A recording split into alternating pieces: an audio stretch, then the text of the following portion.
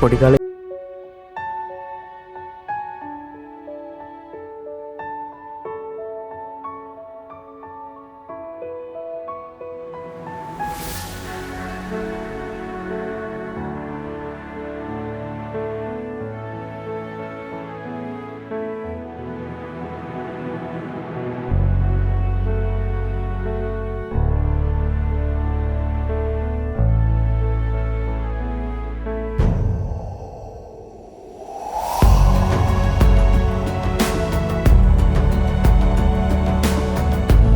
මේ වෙද්දි අපි දිව්‍ය ලෝකයට යන්න මගක් දුර ඇවිල්ලා තමයි හිටියේ.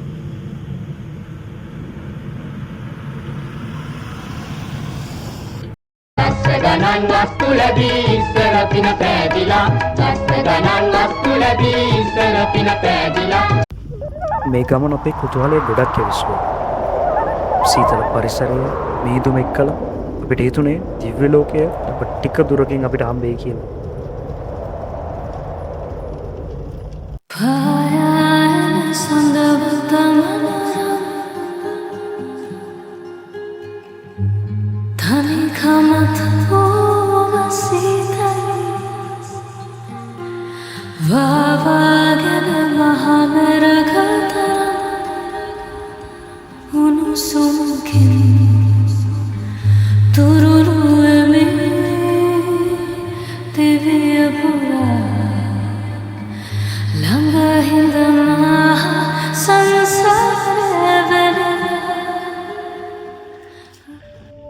මේ පරිසරයට ආවෙලා ඉඳලා අපේ හිතේ තිබ්බ ආසාව කුතුහලය එන්න එන්න වැඩි වුණා මිසක් කොයිම වෙලාවකවත් අඩු වුණේ නැහැ. මේ පරිසරයේ සීතල නීදුමත් එක්ක අපිට හිතුනේ මේ පරිසරය හොඳටම විඳින්න පුළුවන් හොඳම දවස අද තමයි කියලා. මෙතනින් තමයි දිව්‍ය ලෝකයට ටිකට් ගන්න. ඔයාලත් එනවනම් මෙතනින් ටිකට් එකක් කරන් තමයි දිව්‍ය ලෝකයට යන්න වෙන්නේ.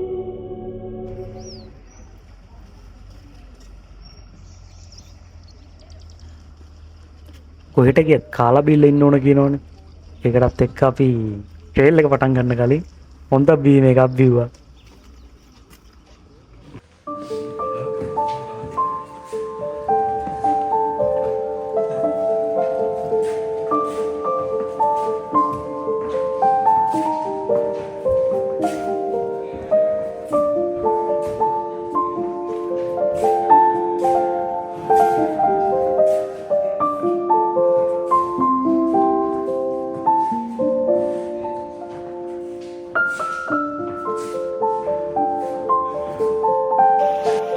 අපේ ට්‍රේල් එක පටන් ගත්ත වෙලාවේ ඉඳලා අපි දැක්ක චූටි මෝතර පාර උනොත් අපේ ඇස් පුදුමයටපත් කරා.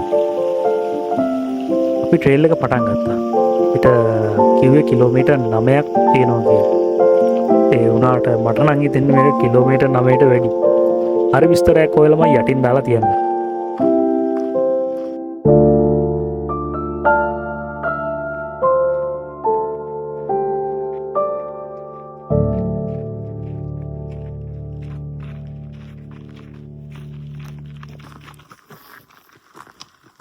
ඔන්න දැන් අපි යන ගමන් ඉන්නේ. ඔන්න දැන් අපි ට්‍රේල් එක පටන් ගත්තා යන්න. අපිට තියෙනවා කිලෝමීටර් 9ක් යන්න. දෙපැත්තෙම තියෙනවා ලස්සන චූටි තුරුණ පඳුරු වගේ ඒවා. මේක මේ පාරේ තමයි යන්න දෙන්නේ මේ දෙපැත්තට යන්න තහනම්. මාරම ලස්සනයි පටන් ගත්ත වෙලාවේ ඉඳලා පුදුම කරන ඒවා තමයි තියෙන්නේ. හරියන ඉස්සරහට ගිහලා හම්බෙමු.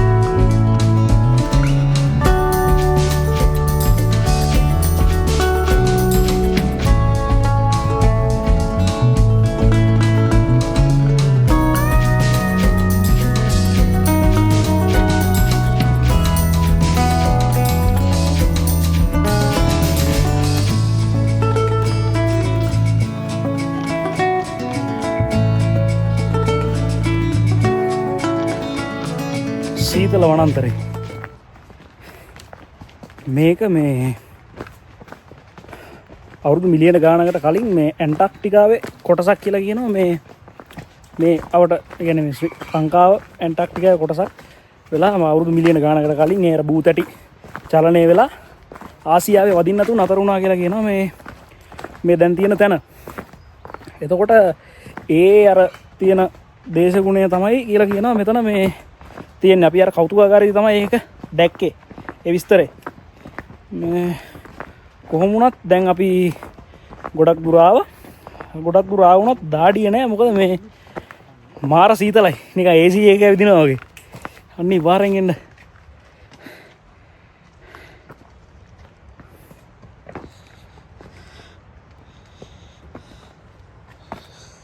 ඊපස්සේ අපිට විස්තරයක් තියෙනවා නෙළු ගැන විස්තරයක් තියෙනවා.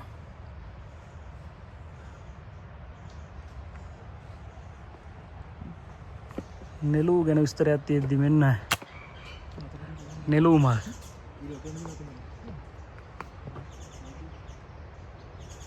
නෙළු මල් යායට වෙනවා ආය අවුරුදු 12කින් තමයි අපිට බලන්න පුළුවන් ඉන්නේ මේ නෙළු මල් පිපෙනවා. අපි වාසනාවන්ත වුණා අන්තිම මොහොතේ හරි ඇවිල්ලා නෙළු මල් බලන්න.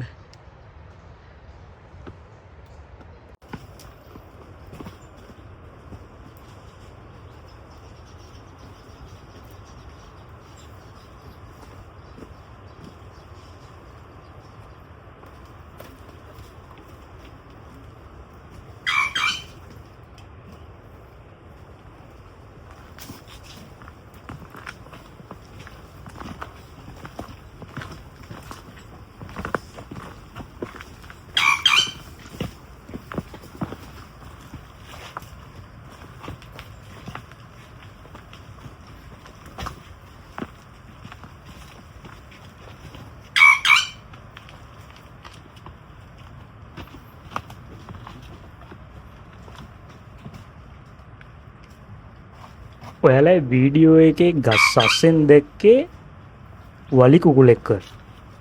වලි කුකුලෙක් තමයි එතන කෑ ගැහුවේ මෙච්චර වෙලා.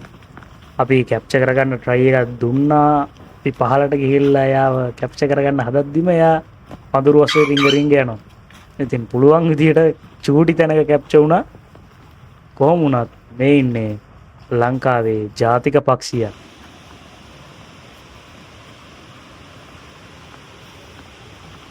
ඇහෙනවද සද්දේ?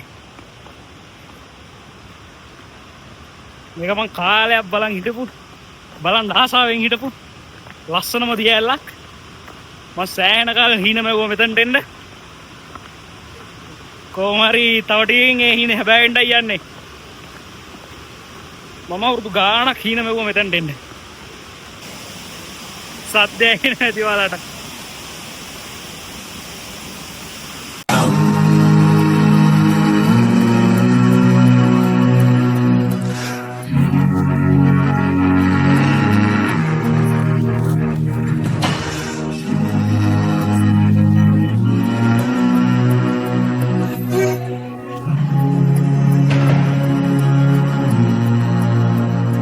මේක තමයි දිව්‍ය ලෝකේ හැංගිලා තියෙන සුන්දර දියැල්ල. බේකස් දියැල්ල. මාරම ලස්සනයි මේ දියැල්ල. අපිට මෙතනින් ඉන්න හිතුණේම නෑ මොකද ඒ තරමට මේ දියැල්ල ලස්සනයි.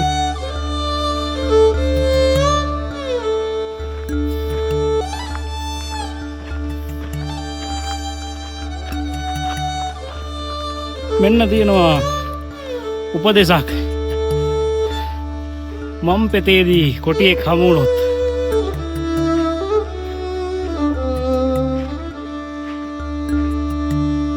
මෙන්න තියෙනවා දිව්‍ය ලෝක උසම තැන. අපි මේ ආව ට්‍රේල් එකේ මේ දිව්‍ය ලෝකයේ අස්සේ තියෙන උසම තැන තමයි මෙතන. ලෝකාන්තේ. අපි මෙතනට එද්දි මෙතන හොඳටම මීදුම. අපිට පැහැදිලි දර්ශනයක් නම් ගන්න බැරි වුණා. ඒ වුණාට අපි මෙතනට ආවා. ඒ සතුට අපිට වචනෙන් විස්තර කරන්න බෑ. මොකද අවුරුදු ගාණක් බලන් හිටියා මම මෙතනට එන්න. කොහොම හරි අපි මෙතනට එද්දි පහළ දීවක නැති වුණත් ඒ තිබ්බ සීතල හුළඟ ඒ මීදුමත් එක්කලා අපේ හිතේ තිබ්බ සතුට වැඩි වුණා මිසක් කොයිම වෙලාවත් සතුට අඩුනේ නෑ. පැලත් අනිවාරෙන්ම එන්න. මාර ලස්සනයි මේ ගමන්.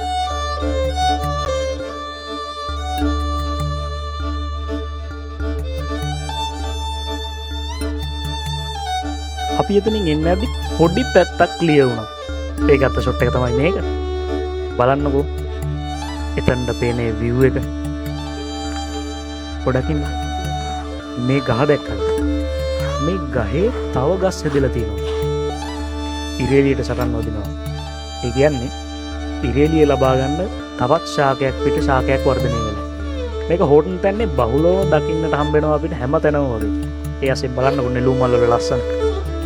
කොහොමරි අපි මෙතනින් මේ පාරේ දිගටම යද්දී අපිට දිගටම මේ නෙළුම් මල් හම්බුණා. අපිට මේ වලාකුළු දිව්‍ය ලෝකෙන් පහළට එන්න හිත දුන්නේ නැත.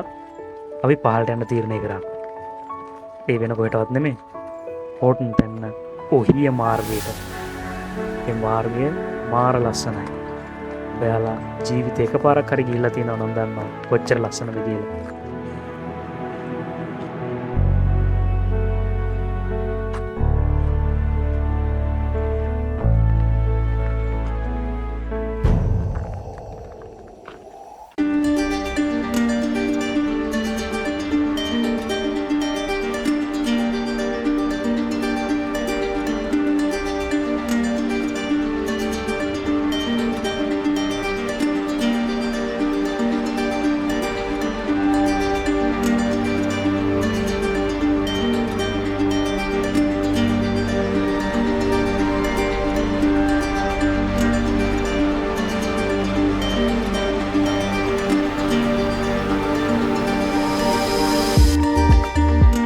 හෝටන් තැන්න ඔහිය පාර තිබ්බේ වෙනස්ම ලෝකයක්.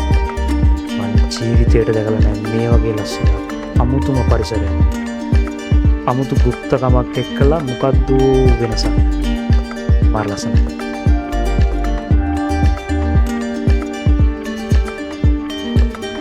එහෙනම් මං ගිහින් එන්න. ආන්ජලෝ තව ගොඩක් තැන්වල ගිහිල්ලා තියෙනවා. ඒවල වීඩියෝස් ඕන නම් subscribe කරලා තියාගන්න. තව සොඳුරු ගමනාන්තයකින් හමු වෙනකම් පරිස්සමට ඉන්න. ජය වේවා.